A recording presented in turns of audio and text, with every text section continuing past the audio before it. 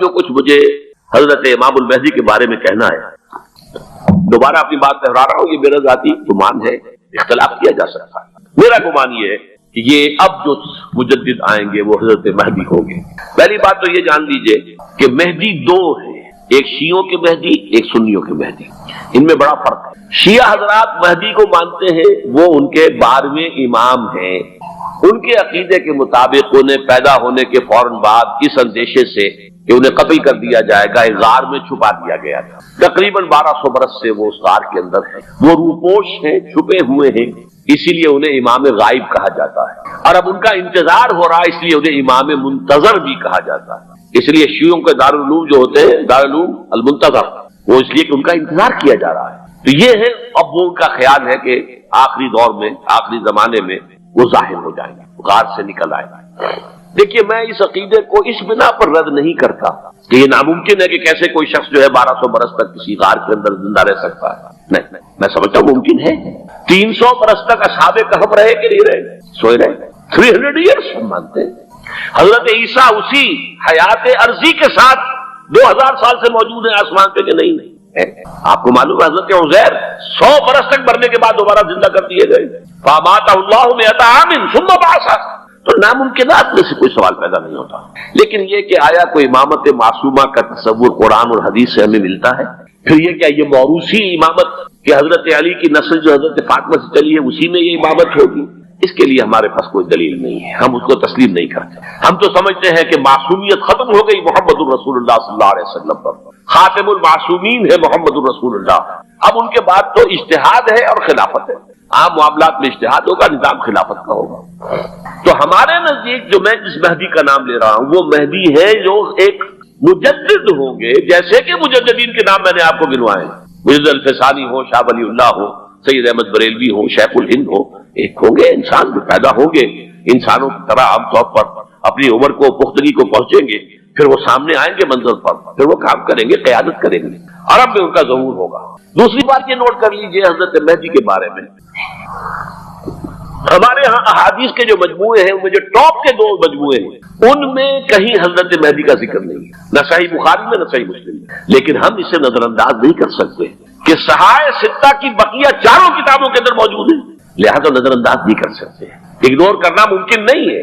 اب اس میں چاہتا ہوں کہ کچھ حدیثیں آپ کو میں سناؤں جن میں حضرت مہدی کا تذکرہ کیا گیا ہے۔ پہلی ہے وعن عبداللہ ابن مسعود قال قال رسول اللہ صلی اللہ علیہ وسلم، حضرت عبداللہ ابن مسعود سے روایت ہے، وہ فرماتے ہیں کہ حضور نے ارشاد فرمایا لا تذهب الدنيا حتى يملك العرب رجل من اہل بیتی، یہ دنیا ختم نہیں ہوگی جب تک کہ عرب پر میرے اہل بیت میں سے ایک شخص کی حکومت قائم نہ ہو۔ اور آپ کو معلوم ہے کہ آج تک عرب پر حضور کے اہل بیت کی کوئی حکومت قائم نہیں ہوئی، اور جب قائم ہوئی بھی تھی حضرت علی کو اگر شمار کیا جائے، اس لیے کہ حضور نے وہ جو مشہور واقعہ ہے کہ ایک چادر میں لے لیا تھا حضرت علی کو اور حضرت فاطمہ اور حضرت حسین کو، اللہم ہؤلاء اہل بیتی، اے اللہ یہ بھی میرے اہل بیت ہیں، تو حضرت علی کی بھی حکومت منعقد نہیں ہوئی، پورے عالم اسلام پر ان کی حکومت نہیں تھی، اس لیے کہ شام اور مصر دونوں صوبے جو ہیں انہوں نے ان کی اطاعت قبول نہیں کی۔ اس حوالے سے یہ معاملہ ابھی ہونا ہے۔ لا تذهب الدنيا حتى يملك العرب رجل من اہل بیتی یواطئ اسمہ اسمی، اس کا نام وہی ہوگا جو میرا نام ہے، یعنی محمد صلی اللہ علیہ وسلم، اور ان کا نام بھی مہدی کا نام بھی محمد ہو، مہدی تو ان کا لقب ہے، یہ ترمذی میں بھی ہے، ابو داؤد میں بھی ہے، سنن ابی داؤد جامع ترمذی، بلکہ ابو داؤد میں ایک اور روایت ہے، قال حضور نے فرمایا لو لم يبق من الدنيا الا يوم، اگر دنیا کی زندگی میں سے کچھ بھی نہ بچے سوائے ایک دن کے، لطول اللہ تعالی ذلک اليوم، تو اللہ تعالیٰ اس دن کو لمبا کر دے گا، حتی یبعث فیہ رجلا منی، یہاں تک کہ میرے خاندان میں سے ایک شخص کو اٹھائے گا، من اہل بیتی، میرے اہل بیت میں سے، یواطئ اسمہ اسمی و اسم ابی ہے اسم ابی، جس کا نام میرے نام پر ہوگا، جس کے والد کا نام میرے والد کے نام پر ہوگا، محمد ابن عبداللہ ان کا نام ہوگا، اور وہ یملأ الارض قسطا وعدلا کما ملئت ظلما وجورا، وہ سرزمین عرب کو عدل اور انصاف سے اسی طرح بھر دیں گے جیسے کہ وہ ظلم اور زیادتی سے بھر چکی ہو۔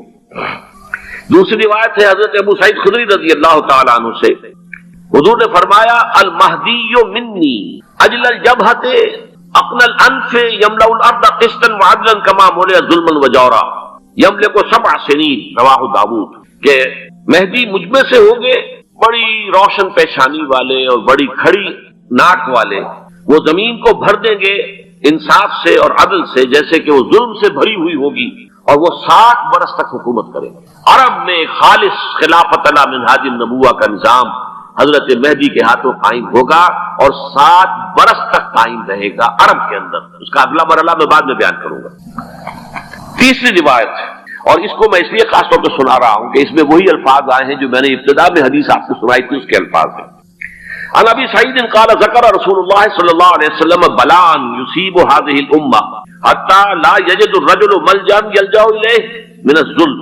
حضور نے ذکر فرمایا کہ ایک دور ایسا آئے گا انتہائی ابتلا اور آزمائش اور مصائب کا کہ کسی شخص کو کوئی سر چھپانے کی جگہ نہیں ملے گی اس ظلم سے اپنے آپ کو بچانے کے لیے۔ فیبعث اللہ رجلا من عترتی واہل بیتی، تو پھر اللہ میرے خاندان میں سے، میرے اہل بیت میں سے اٹھائے گا ایک شخص کو، فیملأ به الارض قسطا وعدلا، اور اس کے ذریعے سے اللہ تعالیٰ زمین کو عدل و قسط سے بھر دے گا۔ یرضى عنہ ساکن السماء، یہ وہی الفاظ آ گئے اب، اس سے پھر راضی ہو جائیں گے آسمانوں میں رہنے والے بھی، وساکن الارض، اور زمین میں رہنے والے بھی۔ لا تدع السماء من قطرها شيئا الا ثبت، آسمان اپنا ایک قطرہ بھی نہیں روکے گا مگر یہ کہ اس کو زمین کے اوپر نثار کر دے گا، بارش کی شکل میں گرا دے گا۔ ولا تدع الارض من نباتها شيئا الا اخرجت، اور زمین اپنی پیداوار میں سے کوئی شے نہیں چھپائے گی، نہیں روکے گی مگر کچھ ظاہر کرے گی۔ چوتھی حدیث جو ہے وہ حضرت ام سلمہ سے رضی اللہ تعالی عنہ قال سمعت رسول اللہ صلی اللہ علیہ وسلم یقول المہدی من عترتی من اولاد فاطمہ، رواہ ابو داؤد، یہ بھی سنن ابو داؤد کی روایت ہے۔ حضور نے فرمایا مہدی میرے خاندان سے، میرے اہل بیت سے ہوں گے، یعنی اولاد فاطمہ میں، اور تفسیر اس کی آتی ہے کہ حضرت حسن کی اولاد میں سے ہوں گے۔ پانچویں حدیث میں آپ کو سنا رہا ہوں، اور اس میں ایک عجیب مشابہت آپ کے سامنے آئے گی حضرت عمر بن عبدالعزیز کے ساتھ، یہ اول اور آخری کڑی کے درمیان مشابہت ہے۔ ان علی رضی اللہ تعالی عنہ، یہ حدیث جو ہے مسند احمد ابن حنبل میں بھی ہے اور سنن ابن ماجہ میں بھی ہے۔ قال قال رسول اللہ صلی اللہ علیہ وسلم المہدی منا اہل البیت یصلح اللہ فی لیلۃ، مہدی ہم میں سے ہوں گے، ہمارے اہل بیت میں سے، اور اللہ ایک ہی رات میں ان کی اصلاح کر دے گا، یعنی وہ پہلے سے کوئی زیادہ روحانی یا دینی کوئی اس طرح کی شخصیت نہیں ہوں گے، لیکن ایک ہی رات میں اللہ تعالیٰ ان کی سیرت و کردار کے اندر انقلاب عظیم برپا کر دے گا۔ جیسے کہ میں نے عرض کیا تھا آپ سے کہ عمر بن عبدالعزیز کی زندگی میں انقلاب عظیم آیا ہے، خلافت کا بوجھ پڑتے ہی کہاں وہ خوش باش اور خوش لباس اور خوش خوراک، وہ شہزادہ ٹھاٹ باٹ والا، جاگیر والا، گورنر کا بیٹا اور خود گورنر، اور کہاں یہ کہ اس کی وہ درویشی جو میرے نزدیک واللہ عالم، ڈرتے ڈرتے کہہ رہا ہوں، میرے نزدیک وہ حضرت ابوبکر، حضرت عمر اور حضرت علی کی درویشی کو بھی مات دے گئی، لیکن کنٹراسٹ بہت شدید ہے۔ وہاں جو بھی کچھ تھا وہ تدریجاً آیا تھا، ہوتے ہوتے ہوتے ایک انتہا، اور یہاں سڈن آیا۔ چھٹی حدیث عن انس سمعت رسول اللہ صلی اللہ علیہ وسلم یقول نحن ولد عبد المطلب سعادت اہل الجنہ، ہم عبد المطلب کی جو اولاد ہیں اور نسل ہیں، ہم جنت کے سردار ہیں۔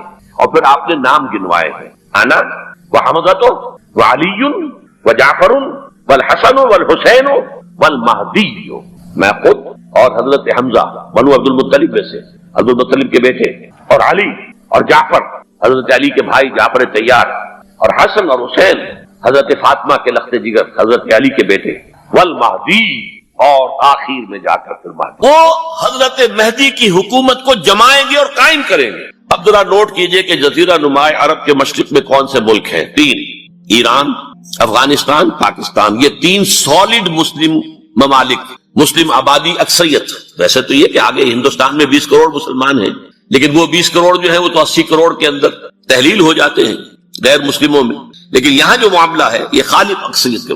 ان میں سے ایران کا معاملہ جہاں تک ہے، نمبر 1 یہ کہ وہ شیعہ عقائد کے حصار میں بند ہے، اس سے ادھر ادھر ہونا اس کے لیے ممکن نہیں۔ حدیث میں یہ بھی آتا کہ اصفہان سے 70,000 یہودی دجال کا ساتھ دیں گے، لیکن بہرحال خراسان ایک صوبہ ہے افغانستان کا اس وقت بھی شمال مشرقی کونے میں، مجھے امید ہے وہاں سے خیر کی، کیونکہ خراسان کا لفظ وہاں پہ شامل ہے، اور حضور کی حدیث میں بعد میں آپ کو سناؤں گا کہ خراسان سے فوجیں چلیں گی جو یروشلم کو دوبارہ حاصل کریں گی، فتح کریں گی، جیسے پہلے یروشلم کھویا عربوں نے تھا، دوبارہ حاصل کیا تھا کرد نے، کرد خون صلاح الدین ایوبی رحمت اللہ علیہ، ایسے اب پھر عربوں نے کھویا ہے، لیکن لینے والے خراسان سے لشکر آئیں گے، یخرج من خراسان رایات و سود لا يردها شيء حتى تنصب بإيلیا، خراسان کے علاقے سے کالے علم لے کر لشکر چلیں گے جن کے رخ کو کوئی موڑ نہیں سکے گا جب تک کہ وہ جا کر یروشلم میں نصب نہ ہو۔ اس کے بعد نام آتا ہے پاکستان کا۔ یہ ہے میری اور آپ کی داستان، اور یہ ہے سبب جس کی وجہ سے کہ میں آپ سے یہ گفتگو کر رہا ہوں۔ اصل میں تو کس لیے؟ محض ایک علمی استفادہ، محض اپنی بات آراء کو ظاہر کرنے کا شوق نہیں، بلکہ یہ کہ اپنی ذمہ داری ہم پہچانے کہ ہم کس مقام پر کھڑے ہیں۔ دیکھیے، اس پاکستان کے بارے میں یا ہندوستان کے بارے میں علامہ اقبال نے کہا تھا اپنے ترانہ ملی میں، میرے عرب کو آئی ٹھنڈی ہوا جہاں سے، میرا وطن وہی ہے، میرا وطن وہی ہے۔ اور مجھے بتایا گیا کہ سنن ابی داؤد میں یہ روایت موجود ہے کہ حضور نے فرمایا کہ ہندوستان کی طرف سے مجھے ٹھنڈی ہوا آتی، اگرچہ مجھے وہ حدیث ابھی نہیں ملی ہے، لیکن حزب التحریر کا ایک کارڈ مجھے ملا تھا، تو اس میں اس حدیث کا اور اس میں ابو داؤد کا روایت کا حوالہ موجود تھا۔ لیکن میں جو چیز آپ کو بتا چکا ہوں وہ یہ کہ الف ثانی کا پورا تجدیدی کارنامہ اس ہندوستان کی سرزمین میں ہوا۔ مجدد الف ثانی شیخ احمد سرندی، شاہ ولی اللہ دہلوی، سید احمد بریلوی، وہ تو ہمارے پاکستان میں آ کر جو ہے ان کا خون جذب ہوا ارض پاکستان میں۔ پھر شیخ الہند مولانا محمود حسن۔ تحریک خلافت چلی تو صرف ہندوستان میں چلی اور کہیں نہیں چلی۔ آزادی کی تحریک چلی پوری دنیا میں، وہ نیشنلزم کی بنیاد پر چلی، ملے نیشنلزم، عرب نیشنلزم، ترک نیشنلزم۔ ہمارے ہاں چلی تو اسلام کے نام پر پاکستان کا مطلب کیا؟ لا الہ الا اللہ۔ پھر پاکستان قائم ہوا معجزے کے طور پر، بلکہ نازل ہوا ہے لیلۃ القدر میں، انا انزلناہ فی لیلۃ القدر، جیسے قرآن نازل ہوا لیلۃ القدر میں، یہ پاکستان بھی نازل ہوا لیلۃ القدر میں۔ اس کا برقرار رہنا ابھی تک معجزہ ہے۔ ہندو یہ سمجھتا تھا، کانگریس سمجھتی تھی کہ جھٹپٹ ختم ہو جائے گا۔ پھر یہ کہ اس کا قرارداد مقاصد کا پاس ہو جانا، مزید بھی اور اضافی دفعات دستور میں آ جانا، اب کمرشل انٹرسٹ کو ربا قرار دے کر حرام قرار دینا، یہ سارے لینڈ مارکس ہیں کہ جو اشارہ کر رہے ہیں کسی چیز کی طرف، معاملہ کدھر جا رہا ہے۔ پھر یہ کہ یہ جو 14ویں صدی کے مجدد تھے شیخ الہند، اس کے بعد سے کچھ ایسی شخصیتیں عظیم پیدا ہوئی ہیں ہند میں، جن کو میں سمجھتا ہوں کہ 14ویں صدی کے مجدد اور 15ویں صدی کے مجدد کے درمیان، یہ 15ویں صدی کے مجدد کی راہ کو سیدھا کرنے والے، جیسے کہ حضرت یحییٰ نے کہا تھا میں تو آنے والے کا راستہ سیدھا کر رہا ہوں حضرت عیسیٰ کے لیے، ایسے ہی 15ویں صدی کے لیے امام مہدی کے لیے راستہ صاف کرنے والے سب سے پہلے علامہ اقبال، جنہوں نے اسلام کا تصور دین کی حیثیت سے دوبارہ زندہ کیا ہے، ورنہ اسلام ایک مذہب کی شکل اختیار کر چکا تھا۔ پھر مولانا مودودی، مولانا ابوالکلام آزاد حکومت الہیہ کے نعرے کے ساتھ میدان میں آئے۔ یہ اقبال نے جو تصور پیش کیا تھا اس پر عملی جد و جہد کے لیے حزب اللہ قائم ہوئی۔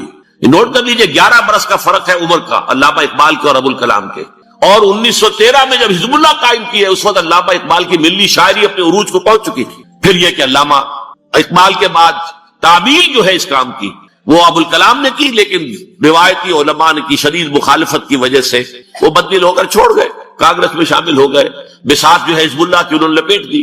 پھر مولانا مودودی آئے، انہوں نے وہ ڈور جو ہے اس کا سرا تھاما، جماعت اسلامی قائم کی حکومت الہیہ ہی کے قیام کے لیے، اگرچہ میرے نزدیک یہ کہ وہ انتخابی اور ایک قومی سیاست کی ایک جماعت بن کر پاکستان میں جو ہے دلدل میں پھنس گئی ہے۔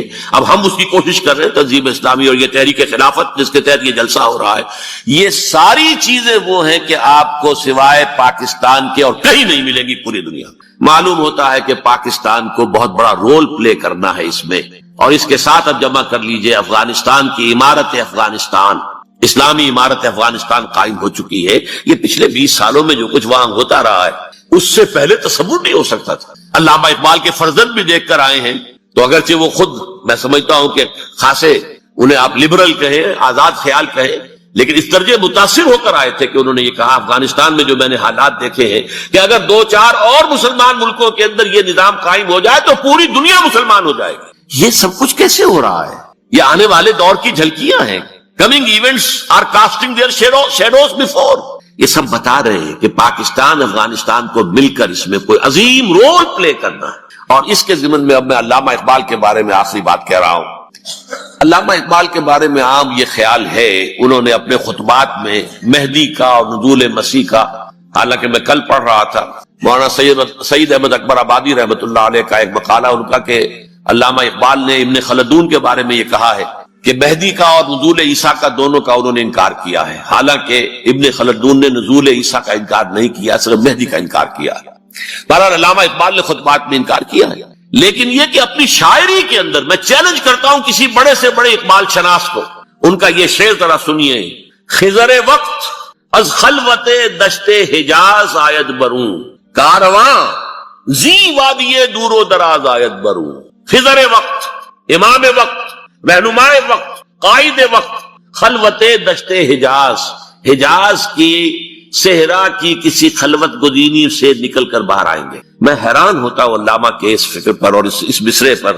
یہاں انہوں نے شیعہ اور سنی دونوں کے کانسیپٹ جمع کر دیے. شیعہ کا کانسیپٹ یہ چھپے ہوئے کسی غار میں وہاں سے برآمد ہوں گے، اور ہمارا کانسیپٹ میں ام سلمہ رضی اللہ تعالیٰ عنہ کی حدیث سنا چکا، چھپے ہوئے ہوں گے وہ وہاں پر، مدینے سے نکل کر آ کر مکے میں چھپ جائیں گے. اس خانہ جنگی کی حالت میں لوگ ان کی طرف دیکھ رہے ہوں گے، سوچتے ہوں گے انہیں میدان میں آنا چاہیے، کوئی پارٹ پلے کرنا چاہیے، امت کی رہنمائی کرنی چاہیے، لیکن وہ چھپیں گے، وہ کارے ہوں گے، وہ اس ذمہ داری کو قبول نہیں کرنا چاہیں گے، جا کے چھپ جائیں گے مکے میں. وہاں سے مکے والے انہیں نکالیں گے اور وہ کارے ہوں گے، انہیں بالکل یہ پسند نہیں ہوگا کہ یہ ذمہ داری اٹھائیں. تو خضر وقت از خلوت دشت حجاز آیت بروں، کارواں زی وادی دور و دراز آیت بروں. کارواں جو چلے گا ان کی مدد کے لیے اس وادی دور و دراز، اس زی عظیم وادی دور و دراز، یہ وادی سندھ ہے. وادی سندھ جو ہے ہم سمجھتے ہیں کہ صرف یہ پاکستان اور پنجاب جو ہے یہ اس میں شامل ہے. سندھ اور پنجاب نہیں، افغانستان کا پورا مشرقی علاقہ اس میں شامل ہے. جیسے دریائے جیلم سندھ میں جا رہا ہے، جیسے دریائے گلگت سندھ میں آ کر ملتا ہے، جیسے دریائے چناب اور راوی اور جیلم اور یہ سب جا رہے ہیں اور آ رہے ہیں، اسی طرح دریائے کابل کہاں سے آ رہا ہے، دریائے گومل کہاں سے آ رہا ہے، ٹوچی کہاں سے آ رہا ہے. یہ سارا جو ہے ڈرین جو ہو رہا ہے، ایسٹرن جو ہے پارٹ آف افغانستان، یہ سب وادی ہے. اس وادی کے یہ دو حصے ہیں، ایک حصہ جو ہے یہ ادھر پاکستان میں ہے اور اسی وادی کا دوسرا حصہ جو ہے وہ افغانستان میں ہے. کارواں زی وادی دور و دراز آیت بروں، کارواں چلے گا یہاں سے. یخرج ناس من المشرق یؤتون للمہدی، یعنی سلطان ہی مشرق سے فوجیں چلیں گی کہ جو مہدی کی حکومت قائم کریں گی. اور یخرج من خراسان رایات و سود، اور خراسان سے سیاہ پرچم چلیں گے کہ جن کا رخ کوئی موڑ نہیں سکے گا، حتیٰ تنصب بیلیا، یہاں تک کہ وہ جا کر یروشلم کے اندر نصب ہو جائیں گے. حضرات، میں ایک میری گفتگو کا حصہ باقی تھا لیکن میں اسے چھوڑ رہا ہوں، اس لیے کہ گلوبلائزیشن جو اس کی ہوگی، جو خلافت علی منہاج النبوہ کی تجرید کامل حضرت مہدی کے ہاتھوں عرب میں ہوگی، اس سے پہلے اس کے لیے محنت، کوشش، جد و جہد پاکستان اور افغانستان میں ہو چکی ہوگی جو اسے سپورٹ کرے گی اور وہاں جا کر حکومت قائم کرے گی. اس کے بعد گلوبلائزیشن کا جو مرحلہ اس کا ہے وہ حضرت مہدی کے ہاتھوں نہیں ہے، وہ حضرت عیسیٰ ابن مریم ان کے نزول کے بعد ہے، جن کے نزول کے بعد دجال کا خاتمہ ہوگا اور یہودیوں کا استحصال ہوگا. مسلمانوں پر بھی بڑی تکالیف اربوں پر آئیں گی، شدائد آئیں گے، لیکن یہ وہ میں حصہ ملتوی رکھتا ہوں کسی دوسری محفل ہو، کسی دوسری مجلس اور نشست پر. اب میں آپ کو ذرا اس جو انسانوں میں سے انسان دشمنی کا جن کا سب سے بڑا رول ہے، میں ان کی 2000 سالہ تاریخ کا آپ کے سامنے نقشہ رکھنا چاہتا ہوں. ان 1400 سال کا تو میں نے صرف 4 آپ کو پوائنٹس بتائے. موسیٰ سے عیسیٰ تک 1400 برس علیہ الصلوۃ والسلام، 2 مرتبہ عروج، 2 مرتبہ زوال، اشیریوں کے ہاتھوں پٹوائی، بابلیوں کے ہاتھوں پٹانا، گریکس کے ہاتھوں مرمت، رومنس کے ہاتھوں مرمت. یہ جو 2000 سال ہیں، کیونکہ اب تو ظاہر بات ہے 21ویں صدی شروع ہو گئی، 20 صدیاں حضرت مسیح کو پوری ہو گئی.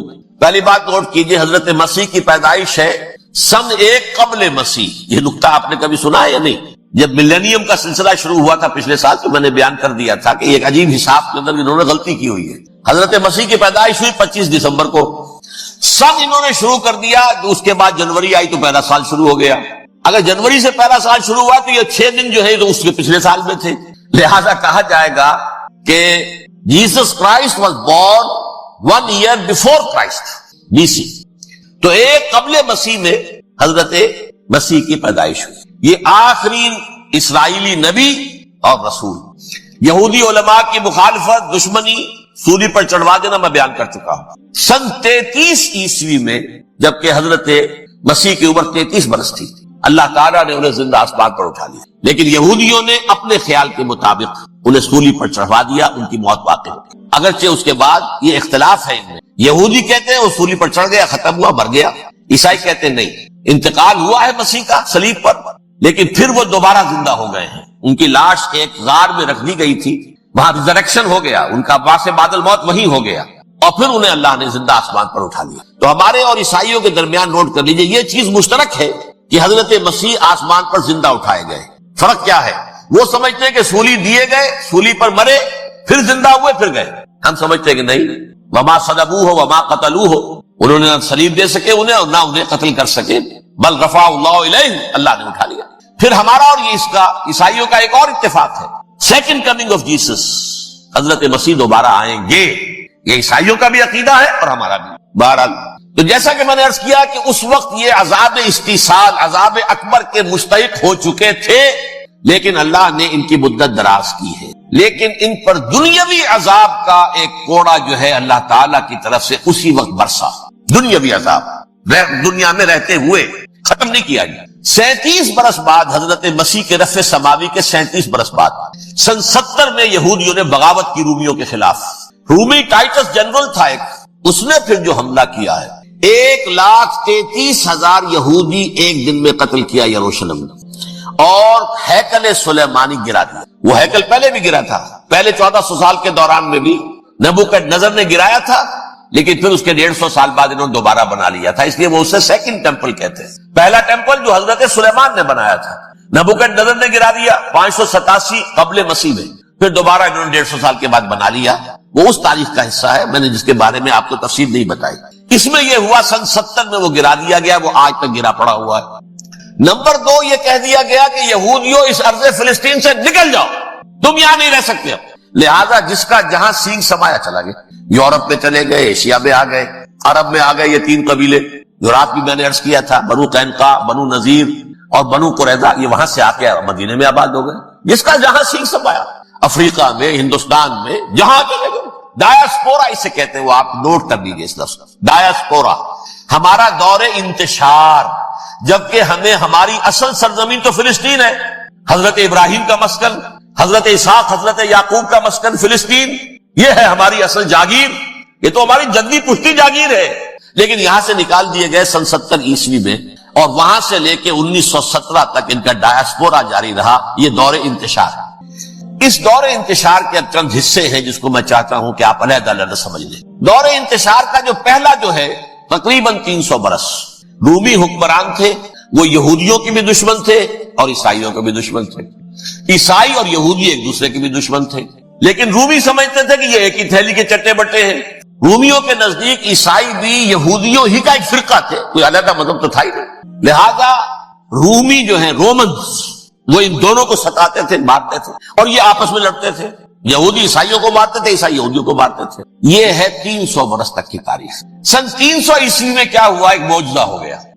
بہت عظیم ایمپرر کانسٹینٹائن، قسطنطین اعظم، رومن ایمپررز میں سے بہت بڑا ایمپرر، وہ عیسائی ہو گئے. اب تو معاملہ بالکل تلپٹ ہو گیا، پوری سلطنت عیسائی ہو گئی. اب عیسائیوں کے عیش ہو گئے اور یہودیوں پہ مار پڑنی شروع ہوئی. اب عیسائیوں کا آپ خود سوچئے کہ جنہیں وہ خدا بنا بیٹھے ہیں، خدا کا بیٹا قرار دے رہے ہیں، ان کے قاتل کون؟ یہودی، بدماش. لہذا ان کی وہ پٹائی شروع ہوئی ہے یورپ میں، پوری رومن امپائر میں. انہیں ذلیل کیا گیا، شہروں میں آمد بند، علیحدہ رہو، گھیٹوز کے اندر رہو. یہودی کا نام جو ہے وہ گالی بن گیا، جیسے آج بھی یہودی گالی کہتے ہیں، جیسے خنزیر کا لفظ. آخر وہ بھی اللہ کی مخلوق ہے، لیکن آپ کو معلوم ہے کوئی شخص زبان پہ نام نہیں لانا چاہتا خنزیر کا، سور کا. ہے تو مخلوق، وہ بھی ایک حیوان ہے. ایسے ہی یہ ہے یہودی گالی، جیو. لہذا ایک طرف تو ان دونوں کے درمیان دشمنی، جس کو قرآن کہتا ہے وَأَغْرَيْنَا بَيْنَهُمُ الْعَدَاوَةَ وَالْبَغْضَاءَ، ہم نے ان کے مابین دشمنی جو ہے پیدا کر دی. اور جب یہ پوری سلطنت عیسائی ہو گئی تو قافیہ تنگ ہو گیا یہودیوں کا.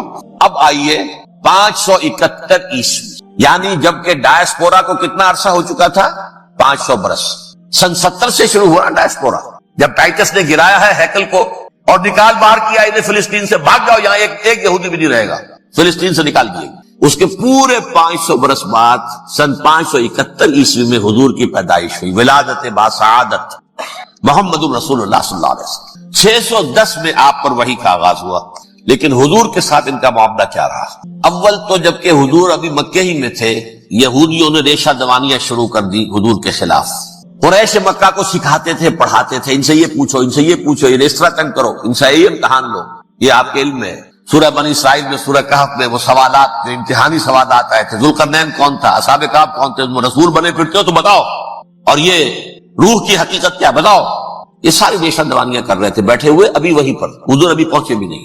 ہجرت فرما کر حضور تشریف لے آئے تو حضور نے جسے ماسٹر سٹروک کہا جائے گا، یعنی اسٹیٹس مین شپ کا ماسٹر سٹروک، آپ نے مدینے میں آتے یہودیوں کے ساتھ پیکٹ کر دیا، جوائنٹ ڈیفنس پیکٹ آف مدینہ، کہ اگر مکے والے ہم پر حملہ کریں گے تو ہم مل جل کر ایک قوم کی حیثیت سے مقابلہ کریں گے۔ یہ میثاق مدینہ کہلاتا ہے، جس کے بہت غلط معنی پہنائے جا رہے ہیں آج کل۔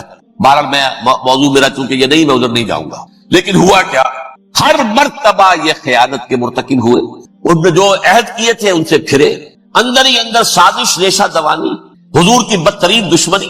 سورہ نساء کی آیت نمبر 12 میں 14 میں 13 میں فرمایا ہے، لا تزال تطلع علی خائنۃ منہم، اے نبی ہمیشہ آپ کے علم میں ان کی طرف سے خیانتیں، بدیانتیاں آتی رہیں گی، اور بار بار وہ مسلسل جنگ کی آگ بھڑکاتے تھے، قریش کو دعوت دیتے، آؤ آؤ آؤ ہم اندر سے بغاوت کر دیں گے، تم آؤ تو صحیح، ختم کریں محمد کو اور اہل ایمان کو صلی اللہ علیہ وسلم ورضی اللہ تعالی عنہم اجمعین۔ لیکن پھر جب وہ آتے تھے تو یہ دبک جاتے تھے، ان میں ہمت نہیں تھی، میدان کے مرد نہیں رہے تھے۔ یہ سورہ حشر میں ان کا نقشہ کھینچا گیا ہے، کھلے میدان میں مقابلے کی اس کے اندر صلاحیت ہی نہیں ہے، یہ تو فصیلوں کے پیچھے سے، جیسے عورتیں کہیں دیہات میں لڑائی ہوتی ہے تو مرد جو ہے گلیوں میں لڑتے ہیں، عورتیں اوپر سے پتھر پھینکتی ہیں، بس وہ کام یہ کر سکتے تھے، من ورائے جدر، فصیلوں کے پیچھے سے، جنگ میں میدان میں نہیں آ سکتے۔ بہرحال قرآن مجید میں ہے یہ سورہ مائدہ کی آیت نمبر 64، کلما اوقدوا نارا للحرب اطفاها اللہ، اکثر و بیشتر مواقع پر تو یہ جب آگ بھڑکاتے تھے جنگ کی، اللہ اسے بجھا دیتا تھا، لیکن بہرحال اس کے باوجود جنگیں ہوئی،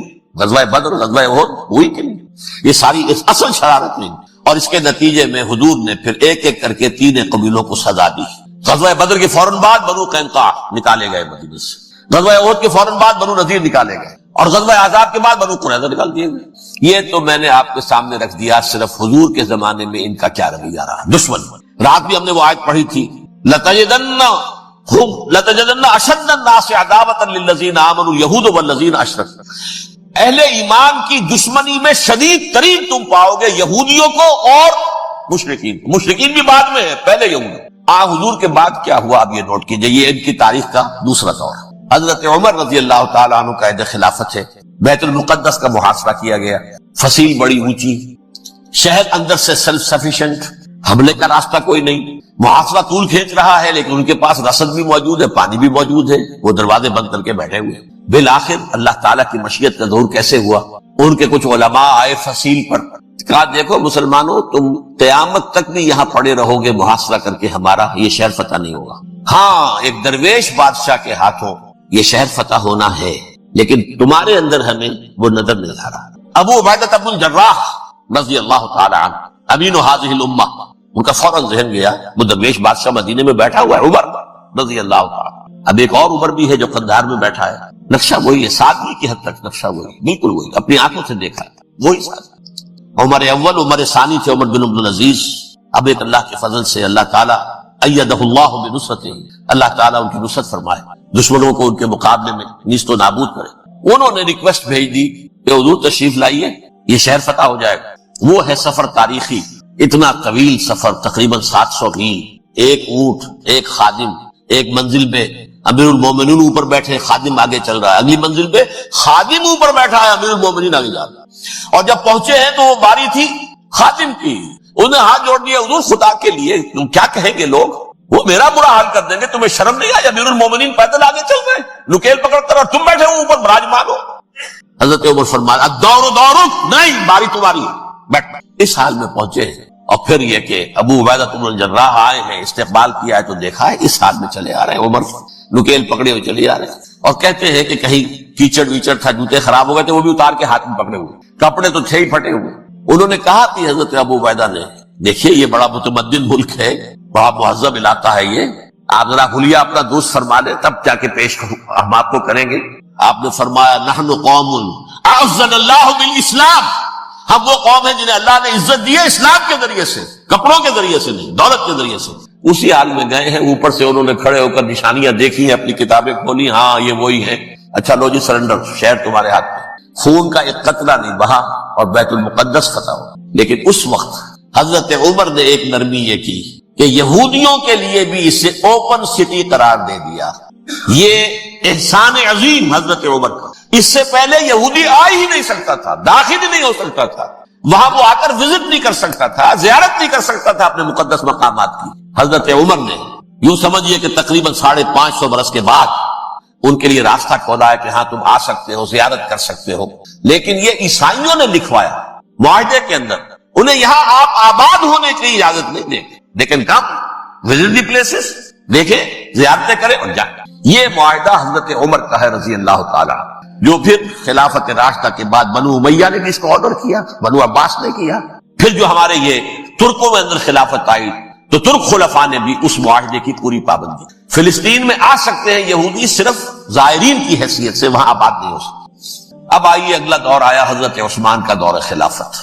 یہ ہے وہ وقت کہ اب یہود نے امت مسلمہ کی پیٹھ میں چھڑا ٹھوکا. وہ کیسے؟ ایک یہودی عبداللہ ابن سبا اسلام کا لبادہ اوڑھ کر آ گیا، معاشرے کا جائزہ لے لیا. ان میں بنو ہاشم اور بنو امیہ میں جو پرانی کشاکش تھی اس کے کچھ نہ کچھ جراثیم باقی ہیں، اگر ان کو ذرا بھڑکا دے تو مسلمانوں میں انتشار پیدا ہوگا. کہا یہ عثمان کون ہے؟ یہ تو بنو امیہ میں سے ہے، یہ حق تو بنو ہاشم کا ہے، خلافت ان کے پاس ہونی چاہیے، محمد کے تو رشتہ دار وہ ہے صلی اللہ علیہ وسلم. عوام الناس کے اندر بات پھیلنی شروع ہوئی. پھر ایک بڑی سازش کے انداز میں حضرت عثمان کے خلاف پروپیگنڈا، حضرت عثمان کے جو عاملین تھے، گورنر تھے، ان کے خلاف پروپیگنڈا، اور ایسی ہوشیاری کرتے تھے کہ کوفے میں کوفے کے حاکم کے خلاف کچھ نہیں کہنا، اجی مصر میں یہ ہو رہا ہے، اجی شام میں یہ ہو رہا ہے، اجی یہ جو عثمان ہے وہ یہ کر رہا ہے، یہ ظلم ہو رہا ہے، یہ لوٹ مار ہو رہی ہے، یہ خیانتیں ہو رہی ہیں. اب نہ تو اس زمانے میں مینز آف کمیونیکیشن، کیسے تصدیق کریں؟ افواہیں تو آپ آج کراچی کے اندر شروع ہو جائے تو پتہ نہیں چل سکتا کسی کو کہ کیا اس میں صداقت ہے کیا جھوٹ ہے. اور بری بات جو ہے فطرت انسانی کی کمزوری ہے، وہ فوراً قبول کرتا ہے. کسی کے بارے میں اچھی بات ماننے کو تیار نہیں ہوتا، لیکن بری بات تو فوراً تیار ہے. بہرحال یہ فتنہ انہوں نے اٹھایا، حضرت علی کی الوہیت کا فتنہ اٹھایا، حضرت عثمان کے خلاف الفتنۃ الکبریٰ برپا کیا. حضرت عثمان شہید ہوئے. اس کے بعد 5 برس تک مسلمان ایک دوسرے کی گردنیں کاٹتے رہے، باہمی خانہ جنگی ہوئی. امت کو وہ زخم لگایا ہے جو آج تک جس سے خون رس رہا ہے. یہ شیعان عثمان اور شیعان علی تھے جو بعد میں پھر سنی اور شیعہ ہو، اور آج تک فتنہ کس نے جگایا؟ ایک عبداللہ ابن سبا یہودی اور اس کے کارندے، شیطان کا ایجنٹ، اور انسانوں میں سے بھی اس کے جو بھی حواریین تھے اور شیطانوں کے اندر سے بھی انہوں نے بھی اس آگ کو بڑھتا ہے. یہ آپ سوچ لیجئے کہ یہ کس نے وہ زخم لگایا؟ یہودی. اگلا دور آیا، خلافت راشدہ ختم ہوئی، بنو امیہ کا بھی دور کافی گزر گیا. طارق ابن زیاد 712 عیسوی میں حملہ کرتے ہیں اسپین پر. اسپین اس وقت عیسائیت کا بہت بڑا گڑھ، بڑے کٹر ترین عیسائی جو ہے وہ اسپین میں، لہذا یہودیوں کی وہاں بہت پٹائی ہوتی تھی، بہت پٹائی ہوئی. یہ میں بتا چکا ہوں، دشمنی تھی چلی آ رہی تھی عیسائیوں کے ہاتھوں یہودیوں کی. وہ تو سن 300 عیسوی سے ایمپرر کانسٹنٹائن کے بعد سے شروع ہو گئی تھی. اس حوالے سے یہودیوں نے اس وقت چالاکی یہ برتی، کچھ راستے واسطے بتائے، کچھ مدد کی طارق ابن زیاد کی. طارق ابن زیاد نے انہیں اپنا محسن سمجھا، ہسپانیہ فتح ہو گیا تو یہودی چونکہ محسنین کی فہرست میں آ چکے تھے، انہیں بہت اقتدار نصیب، بڑی سپورٹ مسلمانوں نے دی. ان کے بڑے بڑے علماء جو اسی دور کے اندر پیدا ہوئے، بڑے بڑے تھنکرز ان کے اسی دور میں پیدا ہوئے. بن گوریون جو کہ ایک وزیر اعظم تھا اسرائیل کا، اس نے یہ لکھا ہے اپنی کتاب میں، Muslim Spain was the golden era of our diaspora. وہ ڈائسپورا جو 70 عیسوی سے شروع ہوا تھا اور 1917 عیسوی تک جاری رہا ہے، اس میں سے گولڈن ایرا ہمارا جو تھا وہ مسلم اسپین تھا. ہسپانیہ میں بیٹھ کر ہم نے عیش کیے. لیکن وہاں سے انہوں نے اور جو کچھ کیا، یہ تو داستان کے تو بہت سے گوشے ہیں، لیکن میں جس اسٹریٹ لائن میں چل رہا ہوں اس کے اعتبار سے ایک بات سمجھ لی. وہاں بیٹھ کر انہوں نے اب عیسائیت کی پیٹھ میں چھڑا گھونپا، پروٹیسٹنٹ مذہب پیدا کیا، تقسیم کر دیا. جیسے شیعہ سنی کی تقسیم عبداللہ ابن سبا، رومن کیتھولک اور پروٹیسٹنٹ کی تقسیم یہودی علماء. ہوتا کیا تھا؟ ہسپانیہ کی یونیورسٹیاں ہیں، کارڈووا میں ہے، ٹولیڈو میں ہے، گریناڈا میں ہے، غرناطہ، قرطبہ، تولیتلا، اور وہاں آتے تھے لوگ. فرانس سے چلے آ رہے ہیں نوجوان پڑھنے کے لیے، جرمنی سے چلے آ رہے ہیں، اٹلی سے چلے آ رہے ہیں. 3 ہی ملک قریب ترین پڑھتے ہیں سینٹرل جو یورپ کے ہیں. یہاں پر جو ہے وہ اسلام جو نور پھیلا رہا تھا اس سے بھی مستفیض ہوئے، جہالت کے جو ہے پردے ان کے وہ چھٹے. اس کے ساتھ ہی وہ یہودی وہاں ان کے اندر جو جراثیم داخل کر رہے تھے وہ اس عیسائیت کے خلاف بغاوت جو اس وقت دنیا میں عیسائیت اس وقت تھی. پوپ کا راج تھا دنیا میں اس وقت. یورپ میں جو عیسائیت تھی اس میں ایک طرف بادشاہ تھے، لیکن بادشاہوں کی حیثیت وہاں پر یوں سمجھ لیجئے کٹ پتلیوں کی تھی، اصل قوت پوپ کے ہاتھ میں تھی. اور پوپ کو انہوں نے جیسے قرآن نے کہا اتخذوا احبارهم ورهبانهم اربابا من دون اللہ، کیونکہ سینٹ پال نے شریعت موسوی ساقط کر دی تھی تو اب شریعت تھی ہی نہیں. پوپ کو اختیار تھا جس چیز کو چاہے حلال قرار دے دے، جس چیز کو چاہے حرام قرار دے دے۔ اتخذوا احبارهم ورهبانهم اربابا من دون اللہ۔ انہوں نے کہا صاحب کہ پوپ کس بلا کا نام ہے، یہ بھی انسان ہے۔ بات تو ٹھیک تھی نا، اصل حیثیت تو کتاب کی ہونی چاہیے، ڈیوائن بک، ریویلڈ اسکرپچر، لہذا یہ کتاب ہر شخص پڑھ سکتا ہے۔ پوپ کے باپ کو جو ہے کوئی اس کے لیے پروپرائٹری رائٹس تو نہیں ہے کہ صرف پوپ پڑھ سکتا ہے یا پادری پڑھ سکتے ہیں، ہم بھی پڑھ سکتے ہیں، ہم بھی سمجھ سکتے ہیں۔ یہ باتیں تھی کہ جن کو بڑھا چڑھا کر بیان کر کے اور پوپ کا اقتدار ختم کرا دیا اور توجہ مرکوز کر دی بائبل کی طرف۔ اب بائبل میں بڑا حصہ تو اولڈ ٹیسٹامنٹ کا ہے۔ نتیجہ کیا ہوا؟ یہود کی عظمت پروٹیسٹنٹس کے نزدیک مسلم ہو گئی۔ اصل قوم تو یہ ہے، وہ دشمنی بدلی کہ نہیں بدلی؟ موسیٰ کے امتی یہ ہے، تورات موسیٰ کو دی گئی، ابراہیم کی نسل یہ ہے، لہذا وہ جو دشمنی تھی، جو عداوت تھی کہ ہمارے خدا کو سولی چڑھانے والے ہیں یہ بدماش، اس کا ازالہ ہوا۔ اس پروٹیسٹنٹ مذہب کے نتیجے میں یہ میں اب آپ کو بتاتا ہوں کہ ایک نتیجہ وہ نکلا ہے جسے برٹرنڈ رسل نے بیان کیا ہے۔ اس کی کتاب ہے ان پریز آف آئیڈلنس، صفحہ 108۔ وہ لکھتا ہے the Christians retaining the Judaic belief in a special revelation added to it the Roman desire for worldwide domination and the Greek taste for metaphysical subtleties. The combination produced the most fiercely persecuting religion that the world has yet known. یہ تین چیزیں آ کر عیسائیت میں مل گئی۔ ایک تو جب یہ اولڈ ٹیسٹمنٹ جو ہے وہ ان کے ہاتھ میں آ گئی، اور اس کے میں کچھ آپ کو بتا دیتا ہوں کہ اولڈ ٹیسٹمنٹ کی تعلیمات، کیونکہ یہ اولڈ ٹیسٹمنٹ جو ہے یہ محرف تھی۔ اصل تورات تو گم ہو گئی تھی 587 قبل مسیح میں، جب پہلی مرتبہ ہیکل جو ہے تباہ ہوا ہے، اس وقت ختم ہو گئی تھی۔ اس کے کوئی 150 سال کے بعد انہوں نے یادداشتوں سے مرتب کر کے لکھی ہے۔ اب اس میں ان کے اپنے خیالات، اپنے امانی، اپنی توجیحات وہ شامل ہو گئی۔ لہذا آپ ذرا میں آپ کو حوالے دیتا ہوں، اس کتاب کے اندر مظالم کی جو تعلیم دی گئی ہے، اہل کتاب نے اپنے مظالم قتل عام کے جواز کے لیے تورات میں تبدیلیاں کی اور پیغمبروں پر دہشت ناکی اور بدترین حرام کاری کے الزامات لگائے۔ سنیے، پہلا حوالہ ہے یہ گنتی باب 31 آیات 17-18۔ اس لیے ان بچوں میں جتنے لڑکے ہیں سب کو مار ڈالو، اور جتنی عورتیں مرد کا منہ دیکھ چکی ہیں ان کو بھی قتل کر ڈالو، لیکن ان لڑکیوں کو جو مرد سے واقف نہیں اور اچھوتی ہیں اپنے لیے زندہ رکھو۔ یہ کسی اللہ کی کتاب کا یہ جملہ ہو سکتا ہے؟ کسی ریویل بک کا؟ اور سنیے، یہ ہے استثناء ڈیوٹرانومی باب 20 آیت 16-18۔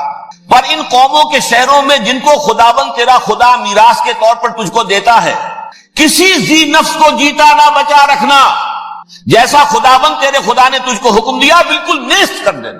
مرد، عورتیں، بچے، بوڑھے سب ختم۔ یہ کتاب مقدس ہے۔ اور سنیے، سیموئیل باب 27 آیت نمبر 9۔ اور داؤد نے اس سرزمین کو تباہ کر ڈالا اور عورت مرد کسی کو جیتا نہ چھوڑا۔ نمبر 4، ان سب آباد شہروں کو ماں، عورتوں اور بچوں کے بالکل نابود کر ڈالا۔ کتاب استثناء باب 3 آیت 6۔ یہ ہے جو کہہ رہا ہے برٹرنڈ رسل، کرسچینٹی میں آ کر بھی تین چیزیں شامل ہو گئی۔ ایک تو یہ باربیرین، یہ تعلیم جو ہے، اور یہ مذہب کے نام پہ تعلیم، یہ کتاب مقدس کی تعلیم۔ نمبر 2، رومنز کے اندر جو ایک تمنا تھی ورلڈ ڈومینیشن کی، وہ عیسائیت کے اندر آ گئی، اس لیے کہ پوری رومن امپائر جو ہے عیسائی ہو گئی، اسے وراثت کے اندر ورلڈ ڈومینیشن کی جو ایک تمنا تھی وہ مل گئی۔ اور پھر یہ کہ انہوں نے جو توہمات تھے یونانیوں کے، ان کو بھی اپنے ہاں مختلف شکلوں کے اندر جمع کر لیا۔ ان تین چیزوں کا the combination produced the most fiercely persecuting religion that the world has yet known۔ اس کے نتیجے میں دنیا میں تاریخ انسانیت کے اندر جو بدترین خوخار ترین مذہب ہو سکتا ہے وہ شکل عیسائیت نے اختیار کی۔ اور اس کا مظہر اتم کیا تھا نوٹ کیجئے، صلیبی جنگیں۔ ایک بات ٹائم ٹیبل کے اعتبار سے نوٹ کر لیجئے گا، فرسٹ ملینیم ختم ہوا، سیکنڈ شروع ہوا۔